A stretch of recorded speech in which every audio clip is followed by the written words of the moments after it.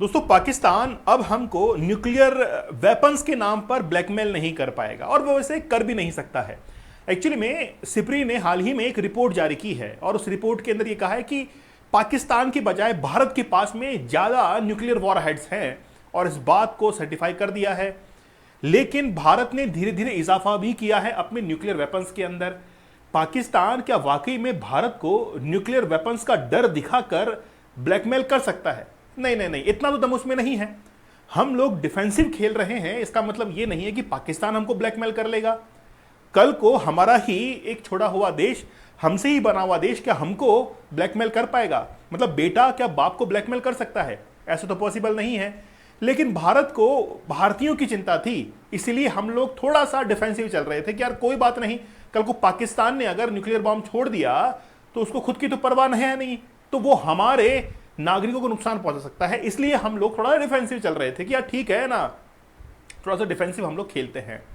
लेकिन रिसेंटली एक रिपोर्ट सामने आई है जिसको हम लोग कहते हैं सिप्री, स्टॉकहोम, आप लोग जानते होंगे, उसके द्वारा एक रिपोर्ट जारी की गई है। पहले हम लोग उसके बारे में बात करते हैं कि न्यूज आर्टिकल पब्लिश हुआ है, India has more nukes than Pakistan. Pakistan से हम लोग ज्यादा न्यूक्लियर वॉरहेड्स रखते हैं। हाँ, भले ही चाइना हमसे 3 गुना आगे है, उसके पास में लगभग 800 के आसपास में है।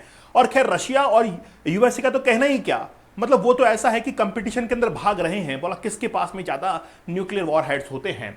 तो यहां पर न्यूक्लियर रिस्क की अगर माने तो सिप्री ने हाल ही में एक रिपोर्ट जारी की जिसका नाम है Stockholm International Peace Research Institute, जिसके द्वारा हर साल एक रिपोर्ट जारी की जाती है। इस बार भी की गई और उस सिप्री की रिपोर्ट के अंदर यह कहा गया कि भारत अपने न्यूक्लियर आर्सेनल्स जो है उनको बढ़ा रहा है, न्यूक्लियर वॉरहेड्स को बढ़ा रहा है। और पाकिस्तान ये चिल्ला रहा था इतने समय से कि हम लोग न्यूक्लियर जो है न्यूक्लियर मिसाइल छोड़ देंगे, ये कर देंगे, वो कर देंगे, लेकिन ऐसा कुछ भी उसने नहीं किया। क्योंकि हमने जैसे ही हमारी एक छोटी सी मिसाइल को छोड़ा, ब्रह्मोस मिसाइल को छोड़ा, और पाकिस्तान के जो न्यूक्लियर एस्टेब्लिशमेंट्स थे वहां से गैस लीक होने लगी और अमेरिका ने बोरॉन्स के बड़े बड़े जहाज वहां पर भेज दिए कि यार ठीक है, जाकर उसको जो है कंट्रोल करो। पूरी दुनिया को पता लग गया कि पाकिस्तान के अंदर ये न्यूक्लियर जितने भी साइट्स हैं वो कहीं ना कहीं डैमेज हुई हैं। अब बेसिकली बात यह है कि ग्लोबल लेवल पर अगर हम लोग देखें तो 12,241 इतने न्यूक्लियर वॉरहेड्स हैं। कहां तक? जनवरी 2025 तक। इसमें आप लोग देखेंगे 3,912, 3,912, लगभग मोटा मोटी 4,000 मान लीजिए, वो न्यूक्लियर वॉरहेड्स ऐसे हैं जो कि मिसाइल्स के अंदर और एयरक्राफ्ट के अंदर तैनात है और कभी भी वो अटैक कर सकते हैं, मतलब अटैकिंग की पोजीशन के अंदर हैं, लगभग 4,000 के आसपास में। 2100 ऐसे हैं जिनको deployed warheads were keep in A state of high operational alert. मतलब बैलिस्टिक मिसाइल्स जो होती हैं, आप लोग जानते होंगे बैलिस्टिक और क्रूज मिसाइल्स के डिफरेंस जानते होंगे। क्रूज मिसाइल्स बेसिकली रडार की पकड़ में नहीं आती क्योंकि वो जमीन से जो लैंड एरिया होता है उसके पैरेलल वो चलती है और रडार जो है वो एक निश्चित दूरी के ऊपर काम करता है। लेकिन बैलिस्टिक मिसाइल वो एनवायरनमेंट के ऊपर जाती है, एनवायरनमेंट को क्रॉस करती है और ऊपर जाकर फिर टारगेट को सर्च करती है, यार मुझे कहां पर टारगेट करना है, और बहुत तेज गति से टारगेट करती है। तो बैलिस्टिक मिसाइल्स के अंदर न्यूक्लियर वॉरहेड्स को ही रखा जाता है, ना कि क्रूज मिसाइल्स के अंदर। ये बात जो है आप लोग ध्यान रखना, क्योंकि अभी ईरान ने इजराइल के ऊपर अटैक किया ना, तो वो जबरदस्त अटैक किया ईरान ने, और वो सारी की सारी कौन सी मिसाइल्स थी? बैलिस्टिक मिसाइल्स थी। तो हम भी बैलिस्टिक मिसाइल्स का यूज करते हैं। तो एक्चुअली में 2100 के आसपास जो हाई ऑपरेशनल अलर्ट पर हैं उनमें बैलिस्टिक मिसाइल्स को यूज किया गया है। खास बात है कि एक तो रशिया है, यूएसए है, कि दोनों इस दौड़ के अंदर सबसे आगे हैं। चाइना ने भी इसके अंदर काफी हद तक ग्रो किया है, लेकिन एक टेबल से हम लोग समझेंगे। लेकिन आखिरकार बात यह है ना यार कि आखिरकार कि इतना ज्यादा न्यूक्लियर वॉरहेड्स का कैसे वर्चस्व आ गया, चलन कैसे बढ़ गया? देखिए बात यह है कि सेकेंड वर्ल्ड वॉर ने हमको यह सिखा दिया कि जो देश ताकतवर होगा वो देश हमेशा आगे ग्रो करेगा, उसकी ही जय जयकार होगी, उसको ही पूजा जाएगा, उससे पूछ कर ही सारे डिसीजंस होंगे। आज डोनाल्ड ट्रंप ने इतना सब कुछ कर दिया, लेकिन फिर भी सभी डोनाल्ड ट्रंप के सामने हाथ जोड़कर खड़े थे कि भाई साहब ये क्या कर रहे हैं आप? मतलब ये टैरिफ का जो आपने झमेला खड़ा कर दिया है, ये सबके लिए एक बहुत बड़ी प्रॉब्लम है। छोटे देश जो थे उन्होंने तो ये मान के चलो कि बिल्कुल अपने घुटने जो है नीचे टेक दिए थे, लेकिन सभी अमेरिका के सामने नीचे थे, नतमस्तक थे। तो अमेरिका ने ऐसा क्या किया? अमेरिका के पास में जो वॉर हेड्स हैं, न्यूक्लियर वेपन्स हैं, वो बहुत जबरदस्त है, उनका डिफेंस बहुत जबरदस्त है, आर्मी बड़ी जबरदस्त है। इसीलिए आज क्या हो रहा है कि सभी आज अमेरिका को जानते हैं। एक्चुअली में क्या हुआ था कि सेकेंड वर्ल्ड वॉर जब हुआ उसके बाद में यूएसए और यूएसएसआर इन दोनों के बीच में कोल्ड वॉर शुरू हो गया। अब जिसके पास में न्यूक्लियर वेपन्स ज्यादा होंगे वो जीतेगा। अब एक्चुअली में क्या किया कि यूएसएसआर ने क्यूबा के अंदर, जिसको हम लोग कहते हैं कि क्यूबा मिसाइल क्राइसिस, हम लोग कहते हैं कि क्यूबा मिसाइल संकट हुआ था 1980s के अंदर, उस समय यहां पर जो है वो मिसाइल्स को तैनात कर दिया था और यूएसए को धमकी मिल रही थी कि हम लोग यूएसए के अंदर मिसाइल्स जो है वो छोड़ देंगे। यूएसए ने टर्की को चूज किया और टर्की के अंदर अपनी मिसाइल्स को वहां पर तैनात कर दिया कि हम लोग यूएसएसआर को टारगेट करेंगे। दोनों ने एक दूसरे की पावर को न्यूट्रलाइज कर दिया और वो जो मिसाइल संकट था वो टल गया। लेकिन तभी से ये चलन बढ़ गया कि यार आज न्यूक्लियर वेपन जो है वो होने चाहिए। इसीलिए आप देखेंगे उस समय के न्यूयॉर्क टाइम्स की खबर को देखेंगे कि यानी कि क्यूबा जो मिसाइल संकट हुआ था उस समय, उस चीज को लेकर काफी ज्यादा दोनों देश जो है एक दूसरे को न्यूट्रलाइज कर रहे थे। और इसी बीच में जापान जो है वो कूद पड़ता है और जापान ने हवाई आइलैंड के ऊपर अटैक करना शुरू कर दिया। अमेरिका ने कहा कि यार हमने क्या किया है भाई, हमने कौन सा सेकेंड वर्ल्ड वॉर के अंदर झंडे गाड़े हैं, लेकिन ये जापान जबरदस्ती अमेरिका के ऊपर अटैक करा। तो अमेरिका ने क्या किया, फिर हिरोशिमा और नागासाकी के ऊपर परमाणु बम गिरा दिया और अमेरिका बन गया सरताज।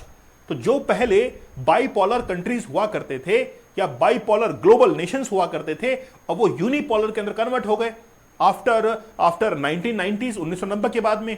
और सरताज कौन बन गया, यूएसए बन गया। यूएसएसआर बिखर गया, 15 देश उससे अलग हो गए और पूरे विश्व का सरताज बन गया यूएसए। अब यूएसए के पास में डिफेंस बड़ी जबरदस्त है, इसलिए वो आगे बढ़ गया। अब एक्चुअली में क्या है, रशिया ने रिसेंटली, अब देखेंगे 2024 की खबर है, सितंबर 2024 के अंदर, इस समय 24 के अंदर सरमत जो मिसाइल है रशिया की वो फेल कर गई, जिसमें न्यूक्लियर वॉर हेड्स और आईसीबीएम थी, इंटर कॉन्टिनेंटल बैलिस्टिक मिसाइल, जो कि रेंज करती है अबाउट 5000 किलोमीटर। एक कॉन्टिनेंट पर अगर आप लोग ऑस्ट्रेलिया के अंदर बैठे हैं या इंडिया के अंदर बैठे हैं तो इंडिया से सीधा ऑस्ट्रेलिया, रशिया के अंदर बैठे हैं तो सीधा नॉर्थ अमेरिका, साउथ अमेरिका एक साथ उड़ा देंगे। इस तरीके से 5000 अबाउट 5000 किलोमीटर जो है वो टारगेट कर सकती थी। लेकिन रिसेंटली क्या हुआ कि रशिया की इसकी जो टेस्टिंग थी आईसीबीएम की वो फेल कर गई। कहीं ना कहीं शक हुआ कि यार रशिया के पास में वो टेक्नोलॉजी है नहीं शायद। तो अब इसका चलन बढ़ने लगा कि यार अब जो है रशिया बार बार एक्सपेरिमेंट कर रहा है। ऑलरेडी अमेरिका ने न्यूक्लियर वेपन्स जो है वो तैयार कर रखे हैं। 4 देश ही ऐसे हैं जो कि न्यूक्लियर वेपन्स को बढ़ा रहे हैं, बाकी सब कम कर रहे हैं। चलिए देखते हैं सिप्री क्या कह रहा है। इंडिया ने अपने न्यूक्लियर वॉर हेड जो है वो पाकिस्तान की तुलना में बढ़ाए हैं, ठीक है। और सिप्री की फुल फॉर्म आपको पता होनी चाहिए, स्टॉकहोम, ठीक है, International Peace Research Institute, SIPRI इसको हम लोग शॉर्ट फॉर्म में कहते हैं। रिसेंटली ये कहा कि इंडिया ने 180 न्यूक्लियर जो स्टोर वॉर हेड्स हैं उनको बनाए हैं जनवरी 2025 तक, और पाकिस्तान ने 170 बनाए हैं। मतलब दोनों के बीच में 10 का डिफरेंस है। चाइना जो है उसने 600 न्यूक्लियर वॉर हेड्स को बना डाला है, भारत से 3 गुना है। चाइना बहुत आगे इसके अंदर। और एक टेबल मैं आप लोग को दिखाता हूं जिससे आप लोग को और क्लैरिफाई हो जाएगा। इस टेबल को आप लोग देखिए। एक्चुअली में मैं 4 देश इसमें से छांटकर अलग कर देता हूं। कौन कौन से हैं? एक तो यूएसए को मैं अलग कर देता हूं, एक रशिया को मैं अलग कर देता हूं, एक रशिया को मैं अलग कर देता हूं, एक मैं चाइना को अलग कर देता हूं, एक इंडिया को। इन 4 देशों को मैंने अलग कर दिया। बोला क्यों किया अलग? अलग इसलिए किया क्योंकि आप लोग देखेंगे कि अमेरिका ने क्या किया कि 2024 की तुलना के अंदर 2025 में जो न्यूक्लियर वॉर हेड्स थे इसके अंदर कमी कर दी, ठीक है। एक तो इसलिए मैंने उसको टिक मार्क किया। रशिया को आप लोग देखेंगे कि रशिया ने क्या किया कि 4380 की तुलना में 2025 में इसको जो है लगभग आधा कर दिया, कमी कर दी। लेकिन चाइना और इंडिया को देखिए आप लोग, चाइना ने क्या किया कि 500 से बढ़ाकर 576 कर दिए, 576। इंडिया ने बढ़ाकर 172 से 180 कर दिया। तो भारत और चाइना ने, इंडिया और चाइना ने, दोनों ने क्या किया, अपने न्यूक्लियर वॉरहेड्स को बढ़ा दिया। पाकिस्तान वहीं का वहीं है ना, पाकिस्तान वहीं का वहीं। इसको समझ में नहीं आ रहा करूं क्या आखिरकार मैं, न्यूक्लियर वेपन्स बनाऊं या देश की गरीबी को मिटाऊं? लोग सड़कों पर जो भीख मांग रहे हैं, महंगाई जो है वो 7वें आसमान पर है, तो मैं करूं तो क्या करूं, है ना, ठीक है। तो नंगा क्या तो नहाएगा और क्या निचोड़ेगा। तो पाकिस्तान ये सोच रहा है कि करूं तो क्या करूं मैं। 170 यहां पर इसके पास में न्यूक्लियर वॉर हेड्स थे और वो ऐसे की जैसे बने हुए हैं। तो भारत ने और चाइना ने इसको बढ़ाया, ठीक है। कमी जबरदस्त की किसने? एक तो देखेंगे आप, फ्रांस ने इसमें बहुत कम कर दिया, केवल 10 ही न्यूक्लियर वॉर हेड से, पहले 290 हुआ करते थे। यूनाइटेड किंगडम के पास 225 थे, अब केवल उसके पास में 105 हैं। तो सभी देशों ने कमी की, लेकिन इंडिया ने और चाइना ने मिलकर इसमें बढ़ोतरी की। पाकिस्तान को समझ में नहीं आ रहा है कि करूं तो क्या करूं मैं यहां पर। और भी है, नॉर्थ कोरिया है, इजराइल के पास में 90 वॉरहेड्स हैं, जो कि आज भी 90 के आसपास है। देखिए, इजराइल एक ऐसा देश है जो कि ये कहता है कि यार हम तो अगर मरेंगे तो दूसरे को लेकर मरेंगे, अकेले जो है हम लोग मरने वाले नहीं हैं। तो ओवरऑल अगर पूरे वर्ल्ड में देखें तो लगभग 12,000 के आसपास न्यूक्लियर वॉरहेड्स हैं। और पहले जो पाकिस्तान हमको धमकी दिया करता था कि हम लोग न्यूक्लियर वेपन्स को छोड़ देंगे, अब उसकी धमकियां जो है वो केवल एक कह सकते हैं कि गीदड़ भभकी, उस तरीके से हम लोग काउंट करेंगे। ऑपरेशन सिंदूर जब चला था, देखिए पहली बात तो ये है कि हमने ऑपरेशन सिंदूर लॉन्च किया तो पाकिस्तान ने क्या किया, ये कह दिया अपने देश के अंदर कि भाई इंडिया और पाकिस्तान के बीच में वॉर छिड़ गया है। और जिस समय 10 फरवरी को सीज फायर डिक्लेयर किया गया यूएसए की तरफ से, और डोनाल्ड ट्रंप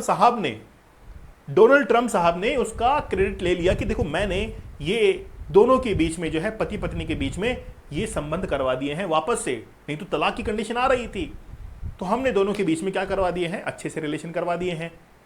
ठीक है, ट्रंप ने ये कह दिया। लेकिन शाम को 5 बजे सीज फायर डिक्लेयर हुआ, रात के 8 बजते बजते सीज फायर टूट गया और पाकिस्तान ने सीज फायर तोड़ दिया। तो ट्रंप ने कहा ओहो ये तो गलत हो गया, हमने तो क्रेडिट लेने की सोची थी कि हम लोग क्रेडिट ले लेंगे, लेकिन क्रेडिट जो है वो हमारा नुकसान के अंदर चला गया, जबरदस्ती क्रेडिट ले रहे थे। तो ऑपरेशन सिंदूर के अंदर पाकिस्तान ने कई बार हमको धमकियां दी कि हमारे पास में और कोई साधन नहीं है, there is a no option, हमको न्यूक्लियर वेपन जो है उनको टारगेट करना ही करना पड़ेगा। अब बात क्या है, पाकिस्तान ने छोड़ा नहीं, भारत ने अपने यहां से एक बार छोड़कर देख लिया ब्रह्मोस को कि भाई ठीक है। हमने जैसे ब्रह्मोस को छोड़ा, पाकिस्तान की गैस लीक होने लगी। अभी पीएम मोदी गए हैं साइप्रस के अंदर, गए हैं साइप्रस में जाने के बाद वहां के प्रेसिडेंट ने कह दिया कि यार वो मिसाइल साथ में लेते आना जिसका आपने पाकिस्तान के ऊपर इस्तेमाल किया था। बोला ठीक है। तो ब्रह्मोस की डिमांड जो है वो पूरे विश्व के अंदर बढ़ गई है, खास तौर पर हमारा जो एयर डिफेंस सिस्टम है आकाश, उसकी भी डिमांड काफी हद तक बढ़ गई। ये बहुत अच्छा हुआ हमारे डिफेंस सेक्टर के लिए। इसलिए आज देखेंगे कि डिफेंस सेक्टर के जो शेयर्स हैं उनमें भारी उछाल है, बहुत बढ़िया जो है उसमें ग्रोथ देखने को मिल रही है। अच्छा, भारत के पास में अग्नि 5 देखिए आप, अग्नि 5 देखिए, अग्नि P देखिए, इनको हम लोग आज ये कह रहे हैं कि हमारे पास में जबरदस्त मिसाइल है, अग्नि मिसाइल। अच्छा, हमने एक्चुअली में क्या किया है कि कैनिस्टर्स जो है, कैनिस्टराइज्ड जो मिसाइल्स हैं इनको भी हमने तैनात कर लिया है। ये मिसाइल्स क्या होती हैं, अब भारत के पास में ये मिसाइल्स होंगी। एक्चुअली में क्या होता है कि वॉर के समय जब भी हमको कोई न्यूक्लियर वेपन छोड़ना होता है तो उस मिसाइल के अंदर उसी समय हमको न्यूक्लियर वॉरहेड्स को वहां पर आगे की तरफ जो है वो रखना पड़ता है। लेकिन अगर मान लीजिए बिल्कुल शांति का काल है, कुछ भी झगड़ा वगड़ा नहीं हो रहा है, लेकिन फिर भी हमको वेपन्स तो तैयार रखने हैं, इसीलिए कैनिस्टराइज्ड जो मिसाइल्स होती हैं वो बिल्कुल पीस के समय न्यूक्लियर वॉरहेड्स हम लोग इनके अंदर तैनात कर सकते हैं, कोई प्रॉब्लम नहीं है। बहुत लंबे समय तक इनको ये रख सकती हैं, ऐसी मिसाइल्स हम लोग बना रहे हैं। और इनको अग्नि जो मिसाइल्स हैं उनको इसी तरीके से कैनिस्टर मिसाइल्स जो है उनमें कन्वर्ट किया जाएगा। हम लोग इस पर काम कर रहे हैं और भारत ऑलरेडी कर चुका है। ये तो खुले तौर पर हम लोग नहीं कहते हैं कि यार ठीक है ना, पाकिस्तान जैसे अगर डर जाएगा तो वो उसको जो है वो पतलून गीली हो जाएगी उसकी, तो क्योंकि यार भारत ने अगर ऐसा कर दिया है कि ऐसी मिसाइल्स हम लोग बना रहे हैं कि यार हमेशा उसके अंदर न्यूक्लियर वेपन्स रखे हुए हैं, न्यूक्लियर वॉरहेड्स रखे हुए हैं, कभी भी अटैक कर दो, उनको अलग से कोई तैयारी की जरूरत नहीं पड़ती है। तो पाकिस्तान जो है इसको लेकर बड़ा ही कंसर्न है। अब हम धीरे धीरे इसके अंदर आगे बढ़ रहे हैं, लेकिन भारत के साथ में एक थोड़ी सी दिक्कत है। दिक्कत यह है कि हमारी फॉरेन पॉलिसी के अंदर यह लिखा हुआ है कि नो फर्स्ट यूज, हम लोग सबसे पहले यूज नहीं करेंगे। हां, दुश्मन ने अगर हमारे ऊपर चलाया तो फिर हम जो है उसके ऊपर अटैक करेंगे। अब बात यह है कि अगर पाकिस्तान ने हमारे ऊपर न्यूक्लियर मिसाइल दाग दी है, मान लीजिए कि एक बार न्यूक्लियर मिसाइल जो है वो पाकिस्तान ने हमारे ऊपर छोड़ दी है, कितना नुकसान होगा आप मान के चलिए कि लगभग मिनिमम मैं बता रहा हूं आपको, मिनिमम 50 किलोमीटर से लेकर 500 किलोमीटर के बीच में हमको नुकसान होगा। मतलब भारत के 25% जो हिस्सा है वहां पर इंपैक्ट आपको देखने को मिलेगा। इंपैक्ट की बात कर रहा हूं मैं 25% हिस्से में। लेकिन भारत ने अगर पाकिस्तान के ऊपर न्यूक्लियर मिसाइल दाग दी तो पूरा का पूरा पाकिस्तान साफ हो जाएगा 100%। तो बाकी बचा हुआ इंडिया का 75% जो हिस्सा है वो पाकिस्तान के 100% को खत्म कर देगा। इसलिए पाकिस्तान को डर है इस बात का भी। तो भारत नो फर्स्ट यूज की पॉलिसी पर चलता है कि भाई पहले वो छोड़ेगा उसके बाद में हम लोग छोड़ेंगे। लेकिन समय के साथ में हमारी ये डिमांड आ गई, खास तौर पर हमारे डिफेंस मिनिस्टर राजनाथ सिंह जी ने कहा कि यार कहीं ना कहीं उसको रिफॉर्म करने की जरूरत है, रीलुक करने की जरूरत है। किसको? नो फर्स्ट यूज पॉलिसी को। हम लोग समय के साथ में इसमें बदलाव करेंगे और कर भी रहे हैं कि यार अब जो है आगे कैसे हम लोग फॉरेन पॉलिसी के अंदर बदलाव करें। आपका क्या मानना है मुझे आप लोग कमेंट सेक्शन में जरूर बताइएगा। एक्चुअली में अब पाकिस्तान जो है न्यूक्लियर का डर हमको नहीं दिखा पाएगा। उसको पता लग गया कि यार अब कुछ ना कुछ तो जो है वो गड़बड़ होने के लिए जा रहा है। आपका क्या विचार है मुझे आप लोग कमेंट सेक्शन में जरूर बताइएगा। आप लोग हमारे इस चैलेंज को जरूर ज्वाइन कर लीजिएगा। ऐसा मैं इसलिए कह रहा हूं कि आज अगर स्लो पॉइजन के तौर पर कोई चीज काम कर रही है तो वो है पोर्नोग्राफी। धीरे धीरे आपको मेंटली जो है इतना डिस्टर्ब करती है कि आप अपने टारगेट पर फोकस ही नहीं कर पाते हैं। आपको ये लगता है कि यार ठीक है ना यार, उसको कॉम्प्रोमाइज करते चले जाते हैं आप और धीरे धीरे आपसे उससे दूर हट जाते हैं, टारगेट्स हासिल नहीं होते। तो मेरा ये कहना है कि आप लोग जरूर जो है इसको एक बार ज्वाइन करो और पहले 75 डेज का हार्ड चैलेंज कंप्लीट कर लो, फिर 100 डेज का हार्ड चैलेंज कंप्लीट कर लो। 2 चैलेंज आपको मिलेंगे और टोटल 175 टेक्निक्स आपको मिल जाएंगी। तो एक बार आप लोग इसको जरूर ज्वाइन कीजिए ताकि आप लोग को लगे कि हाँ कुछ कर सकते हैं। चैलेंज लेना जरूरी होता है। तो टेलीग्राम और इंस्टाग्राम दीपक इंदौर ऑफिशियल पर मुझे जरूर ज्वाइन कर लीजिएगा। तो मिलते हैं आप लोगों से अगले सेशन में, तब तक धन्यवाद, थैंक यू, जय हिंद।